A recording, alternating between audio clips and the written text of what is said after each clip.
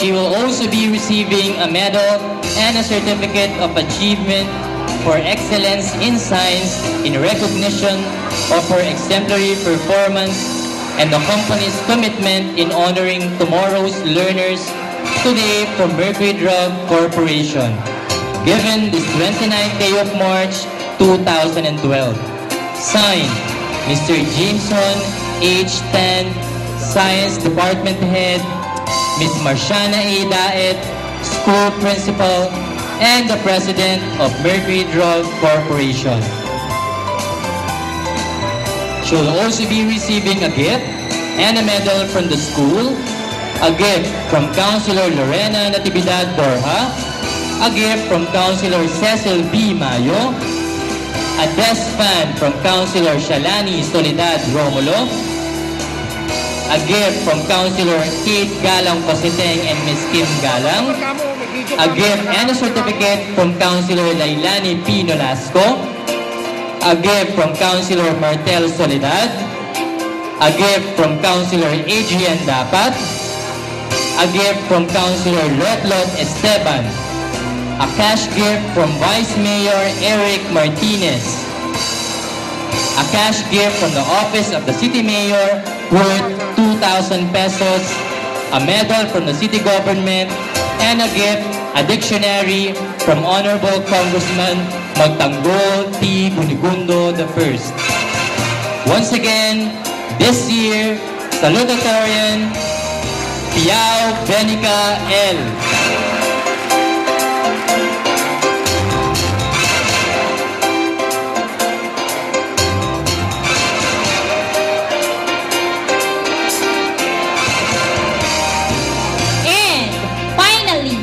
Our class valedictorian for the school year 2011-2012 is no other than Jalino Kevin Jones A. He is also the best in mathematics, best in TLE, best in MAPE, and the journalist of the year.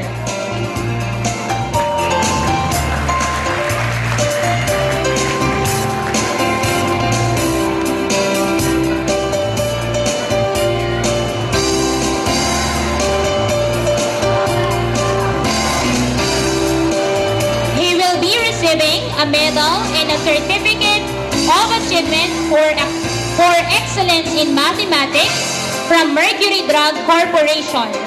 Signed, Mrs. Leticia L. Layub, Mathematics Department Head, Ms. Marciana A. Daet, School Principal, and the President of Mercury Drug Corporation.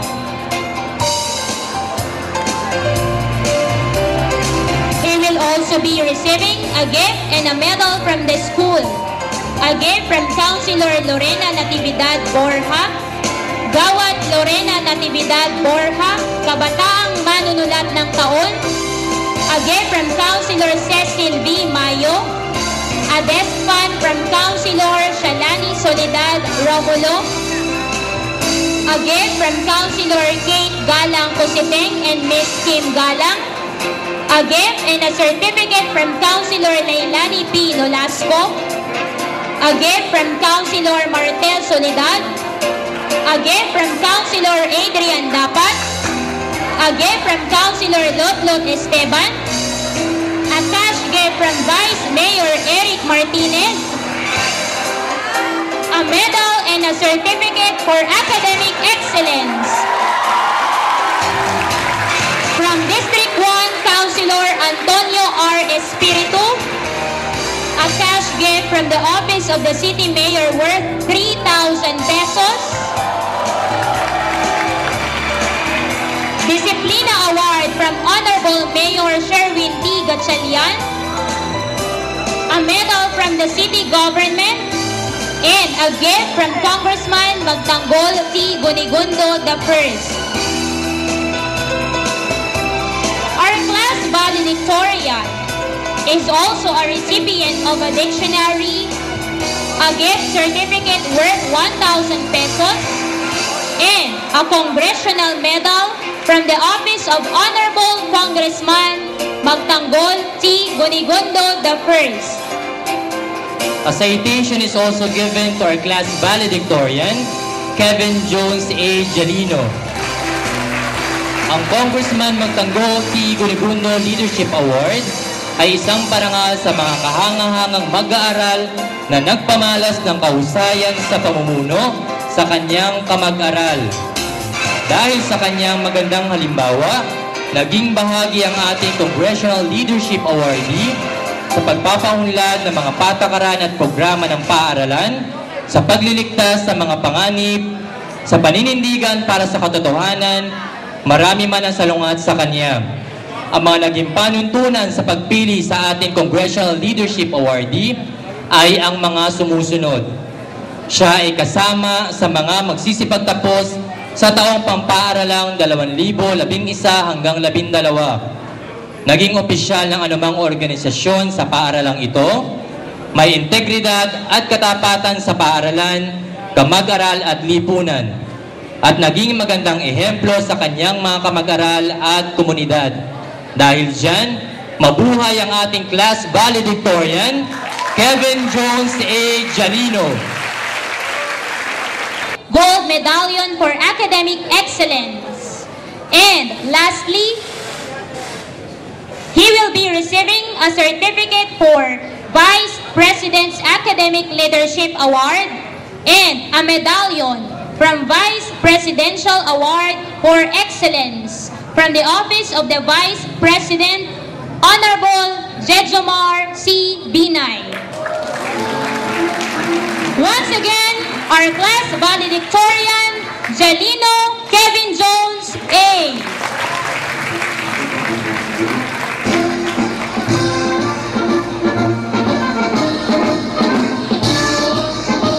Congratulations to all of you. Now, it's time for our mentors to be recognized because of their dedication and commitment to their profession.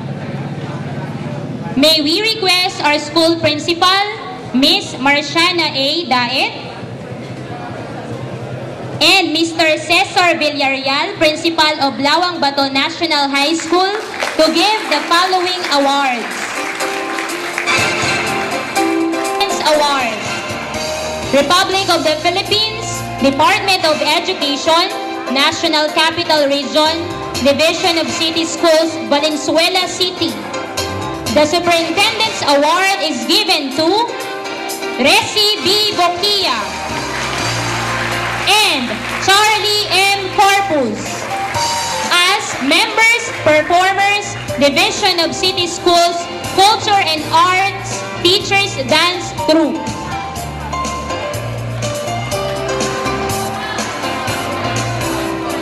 And Mr. Virgilio T. Santos Jr.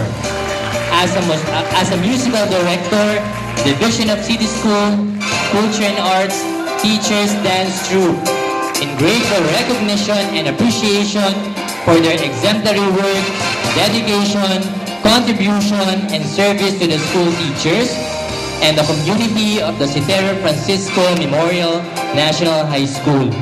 Awarded this 29th day of March 2012 at Valenzuela City, signed Dr. Flordeliza R. Mayari.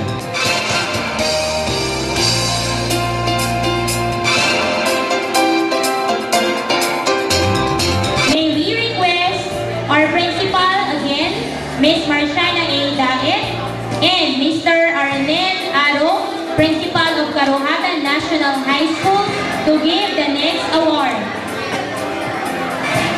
The Superintendent's Award is given to Irene M. Disagen and Richelle F. De Los Santos for producing 5th Girl Scout Medal Scheme awardees in grateful recognition and appreciation for their exemplary work, dedication, contribution, and service to the school teachers and the community of Citero Francisco Memorial National High School, awarded this 29th day of March 2012 at Valenzuela City. Signed, Dr. Flordeliza R. Mayani.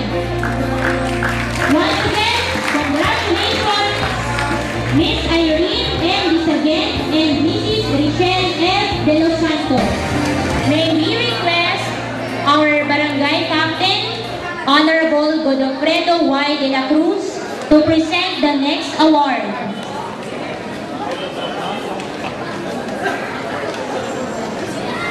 The Superintendent's Award is given to Ms. Marciana A. Daet for her active role in producing Teen Girl Scout Medal Scheme awardees, a grateful recognition and appreciation for exemplary work, dedication, contribution, and service to the school teachers and the community of Canuma East National High School and Citero Francisco Memorial National High School. Awarded this 29th day of March 2012 at Valenzuela City, signed Dr. Ferdeliza R. Mayana.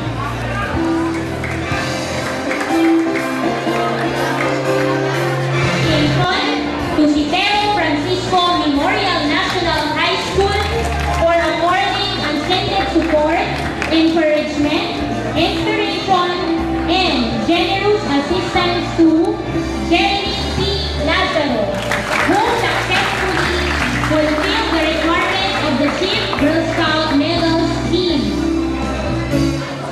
The award is presented to our principal, Ms. Marciana A. Daet.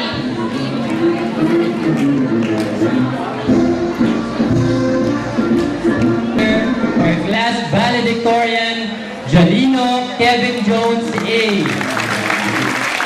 To our dear Principal, Ms. Marciana A. Daet, to our distinguished guests, principals from the different secondary schools in Valenzuela, to our intelligent teachers, caring parents, fellow graduates, ladies and gentlemen, an amusing afternoon to everyone.